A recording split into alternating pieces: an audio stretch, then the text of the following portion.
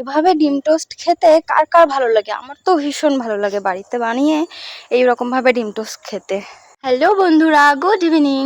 তো আজকে আমি অনেক দিন পরে বাড়িতে ডিম টোস্ট বানাচ্ছি, আর সেই ভিডিওটাই তোমাদের সবার সাথে শেয়ার করব। তোমাদের যদি ভালো লাগে ভিডিওটাতে অবশ্যই একটা লাইক করে দিও।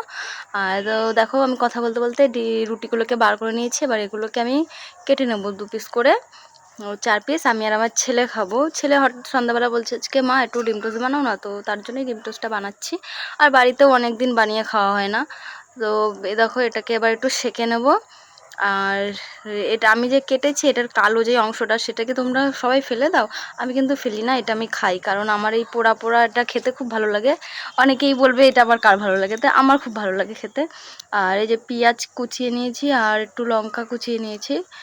আর এটার পরে আমি ওটা রুটিটা সেঁকা হয়ে গেছে। আর হচ্ছে এখানে আমি ডিমটাকে এবার ফাটিয়ে নেবো। ডিমটাকে ফাটিয়ে নিয়ে তারপরে পেঁয়াজ লঙ্কা দিয়ে এটাকে ভালো করে মিশিয়ে নেবো।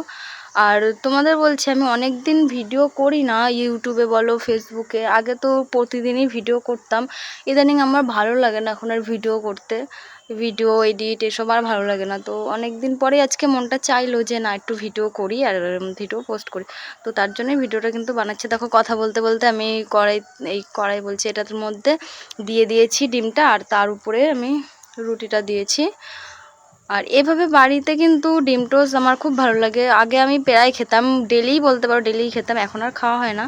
তো এই দেখো, এটা কত সুন্দর দেখতে হয়েছে আর খেতেও খুব টেস্টি।